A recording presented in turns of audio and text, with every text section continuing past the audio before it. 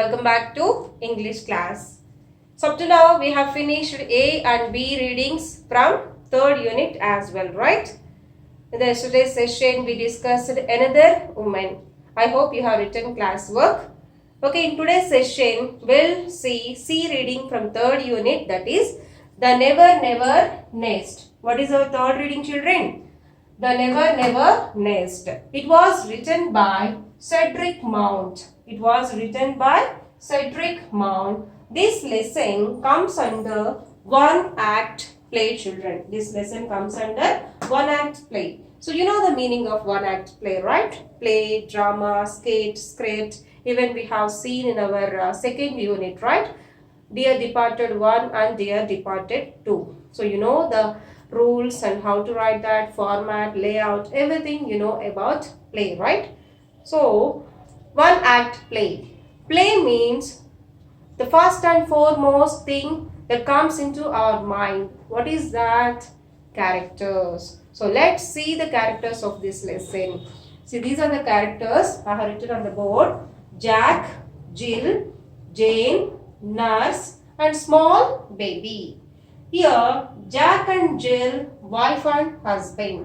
Jack is husband, Jill is wife. Okay, Jane. Jane is like their cousin or relative. Aunt Jane. What's their aunt's name? Jane. Okay, and there was one nurse. Of course, we don't have any dialogues for her in the lesson, but just to represent the character, there is one character, nurse. And small baby. Here for small baby also there are no dialogues. In fact, she is a small infant. Infant means very small baby. So just these are the characters. Okay.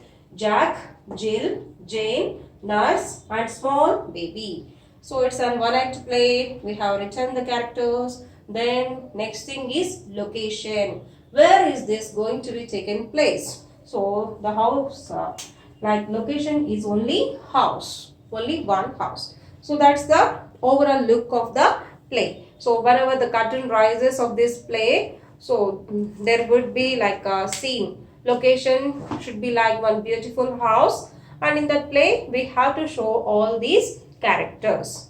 Okay. So now coming to the lesson, coming to the title. Look at the title once. So the Never Never Nest. Nest means what here? Generally nest means what? We know that, right? Birds built nests to live in that. That's like houses for them, right? So here also the same thing, same meaning. Nest means house only, but here it belongs to human beings only. We are not talking about any birds. Okay. So the author compared the house like a nest. And the Never Never Nest. Never Never means what? So that nest, that house, which is belongs to Jack and Jill. So Jack and Jill are living in one beautiful house. They are thinking that that house is theirs, but actually that house is not their own house. Even in the future also it cannot be happening. So never, there is no chance, there is no possibility. They can't own that house. That house actually that doesn't belongs to them. Just we can say like imagination, they're assuming, hallucination, something we can say. They're living like that. But to be frankly speaking, that house that never belongs to them. So if you read the lesson, then definitely you will be able to understand the exact meaning of the title. So shall we start the lesson? Everybody open your textbooks. Open page number 90. The Never Never Nest. Coming to the characters, Jack, Jill, his wife, nurse and Aunt Jane. Of course, small baby. Okay, so anyway, before going to start the lesson, let's discuss one more main point here. Have you ever heard the word EMI? What it is? EMI. Have you ever heard this one? Yes, obviously, because we are able to listen this. Most of the people always, they're talking about EMI, EMI, EMI. What is EMI? Do you know the abbreviation of that? So many people says it like every month installments, but that's not correct, children. The actual abbreviation of EMI is equated monthly installments. What is the actual abbreviation? Equated monthly installments. Okay. So what it is exactly? Do one thing. If you have time, go to your father and ask. So he might be able to explain exactly. So this time really it's very tough for everyone. We are facing so many problems economically. All the people are not able to pay their EMIs because of this pandemic. We are not having regular works. We are not getting the proper money to adjust our EMIs. So it's been a serious problem facing by so many people. Then why all the people are interested in taking EMIs? What exactly it is? For example, I'll tell you with one thing.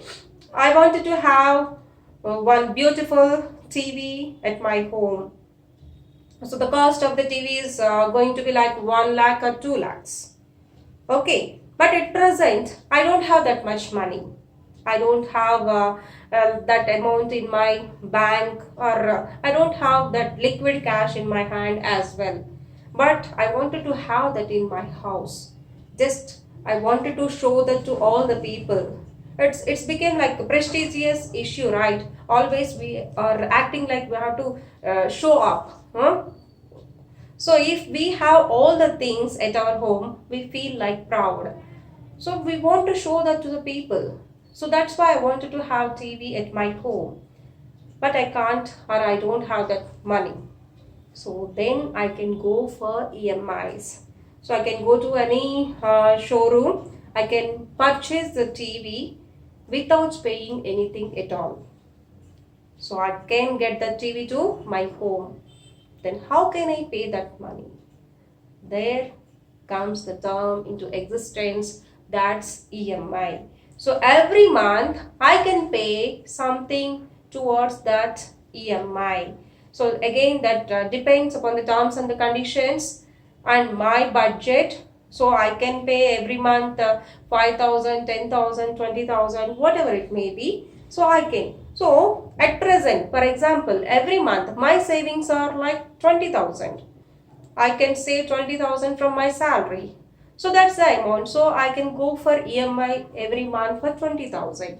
Like that I can pay every month 20,000. So that will be directly like going to be cut from the account itself. I have to agree for that. So for example, if I'm going to pay 20,000 every month and the cost of the TV is like 1 lakh rupee, then in how many months I can pay that? Obviously 5 months. Okay, but here the showroom is giving the TV without taking any amount from me. Why is it doing that? What is the use of that? Because there some extra charges will be applicable. They will not give. So actual cost of the TV is 1 lakh. But if I am going to pay on the basis of EMI, I have to pay more than 1 lakh rupees. So interest charges, some extra charges, service charges, all there will be there. So that charges also I have to pay. That extra amount is going to be benefit for the shopkeepers. And why am I going for that? I can't wait for another 6 months. I don't have the money. Just I want to have TV at my home. So, okay, no problem. Every month I can pay 20,000 and I can get it. So the total world, everybody, not only the TVs, everything, all the electronic gadgets, even houses, everybody is taking the loans from banks and going for EMIs. That's all okay. To some extent, that's very good. But so if I'm going to take TV, that's okay. After 5 or 6 months, it will be cleared. Then I can go for another thing. I can get the furniture or refrigerators, whatever it may be, I can go for that. One after another means it's well and good. That's called exactly financial management, right? But if you are going to take all the things at a time, if I want to change the interior of my house, each and everything, if I wanted to change, how much it costs? Yes, outside, everything you can get on installment basis. So many things we can get it. I can go for car and everything. But will I be able to pay all those installments every month? If it is only for TV, that is okay. If I'm going to buy another furniture and car and everything on the installments, is that going to be burden for me or not? How can I adjust that much? I cannot be. So we have to plan. We have to check our budget. Within our budget only, we have to take and adjust for all. Don't think about others' children in your future also. You should be able to know your limits. Within your limits, you have to live. We need not to compare with others. Okay, so here actually what happened, the couple like Jack and Jill, they are not able to balance their financial things. They wanted to live the lavish life. They want to live very luxuriously. But actually, if you take the salary of Jack, it's very less. But they wanted to live like that. So how and why and how they are using the EMIs? What's going to be happening? And what is the role of Aunt Jane? So why she came to their house? What happened? Exactly we are going to see in this lesson. Okay, so that's about EMIs. Be careful. Okay, next page number 90. Let's see the lesson. See, the launch of Jack and Jill's villa at New Hampstead. The essential furniture consists of a table and which are writing materials and two chairs. As the curtain rises, the lounge is empty, but Jack and Jill come immediately, followed by Aunt Jane. So this was like the opening, right? Start of the play. Okay, how the first scene, how was that? The lounge. Lounge means you know that, right? Outside of the house of Jack and Jill's villa at New Hampstead. So what was the name? Name of the place is New Hampstead. Okay, so where were they living? New Hampstead.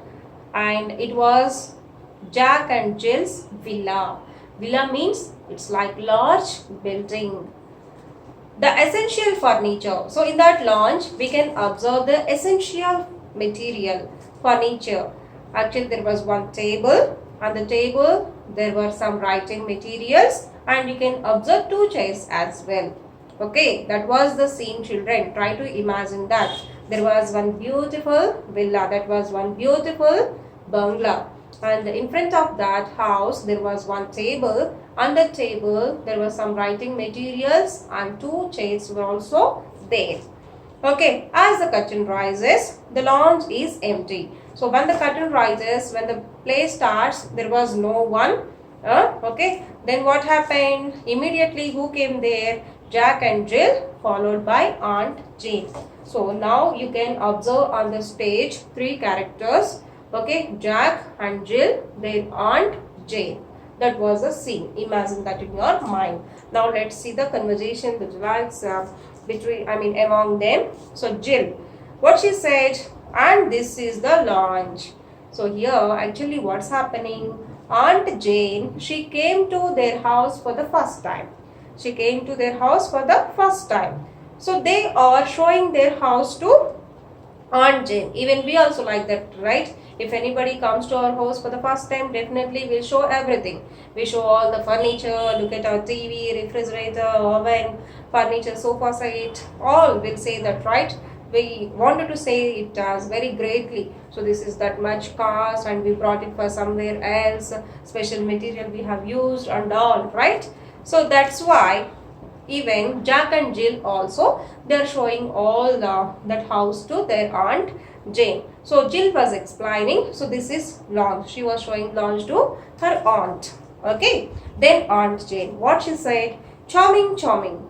Such a cozy little room and such pretty furniture. So by looking that, really Aunt Jane, she felt that that was very beautiful. Charming, charming. Charming, charming means very beautiful. You can observe their exclamatory mark. Such a cozy little room. Cozy means warm and comfortable. Cozy means warm and comfortable. So she liked that place. She liked that house and place, everything very much. Aunt Jane liked that. Even she said, such a pretty furniture. Even furniture also, it's too good. Really, it's looking very beautiful. She said like that. Then Jack, modestly, like modestly means very simply, very humble. We like it, you know. Handy place to sit in and listen to the radiogram. So when Aunt Jane said that, it's really very small and comfortable, looking very beautiful, then Jack said, yes aunt, you're correct. Even we also like that very much. It's like handy place. Handy means which is comfortable. We can sit here comfortably and even we can listen to the radiogram. Radiogram means you know that, right? Which is used to like play the songs. We can listen the songs. Then Aunt Jane, oh, have you got a radiogram as well as a car and piano? So she observed, Aunt Jane observed their house, right? So now she was asking, oh, have you got radiogram as well? That's nice. And of course, you are having car and piano also. That's really nice, she said like that. Jack, why? Of course, Aunt Jane, you simply must have to have a radio set nowadays. So he was saying, you simply must have a radio set nowadays. Yes, aunt, we have radiogram. Why there is no need to have only radio? We can go for radiogram as well. Then Jill said, and it's so nice for me when Jack's away at business. I will even make him move it into the kitchen so that I can listen to it while I cook. So what she said then, Jill, yes aunt, we are having radiogram as well. Actually, it's very helpful for me. If Jack is not at home, I can change that into shift that into the kitchen and I can listen the songs while I cook. So it's really helpful for me. I can't feel alone. Okay, like that Jill said. Then Jack, what he said, sit down Aunt Jane, you must be tired and we have shown you everything now. Okay, then Jack, what he said, okay, do one thing, let's sit and talk because you might have been tired. And if you observe that word we have, which is used as a short form, observe apostrophe there. Okay, so we have shown everything to you. So maybe you feel tired. Let's do one thing, sit for a while and talk. Then Jill, what she said, what do you think of our little nest, Aunt Jane? So your little nest means she was talking, she was asking about their house. She was asking Aunt Jane. So Aunt Jane, we have shown everything to you. So what do you feel? How is our house? How is our little nest? Did you like it or not? Like that Jill asked Aunt Jane. Then Aunt Jane replied, I think it's wonderful, my dears. The furniture and the car and the piano and the refrigerator and the radio. What said? It's wonderful. Really wonderful. So she said everything. Really, you are having eaten everything and that so looks so beautiful. Really wonderful. She said like that. Then Jack, and we owe it all to you. So what he said, so really aunt, this is just because of you only. We are able to like get or buy all these things just because of you only. Like that Jack said. Then Aunt Jane, what she said, yes, Jack, that's what's worrying me. That's what worrying me. Then Jack, worrying you, Aunt Jane? Aunt Jane, yes. The check I gave you for your wedding present, it was only 200 pounds, wasn't it? I didn't put 2000 by mistake. See here, actually, Aunt Jane knows about their financial condition. She knows that. So she was really surprised. After looking at that house and all furniture, she was surprised. She didn't understand how these people are able to buy all these things. So she was thinking, she was worried about that. And what she said, actually, at your wedding time, I gave you one check, right? I suppose, I think that's maybe only 200 pounds, wasn't it? So wasn't it is a question tag. Observe that children. Wasn't it? I didn't put 2000 by mistake. So I gave you only 200 pounds. But did I do any mistake? By mistake? Have you? I think, did I give you like 2000 pounds? That's why maybe you are able to buy all these things. So how much I gave exactly?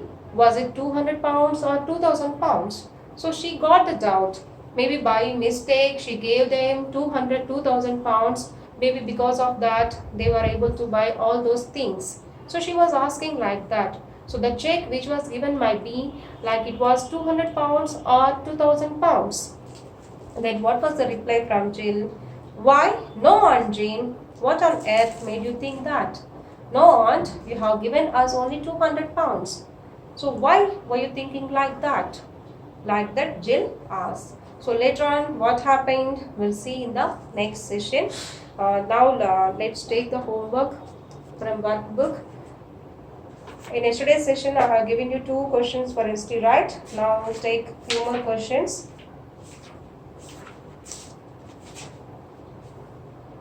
Page number 66, 77, 5, 6, 7 questions. Page number 77 and 78, 5, 6, 7 questions. Thank you.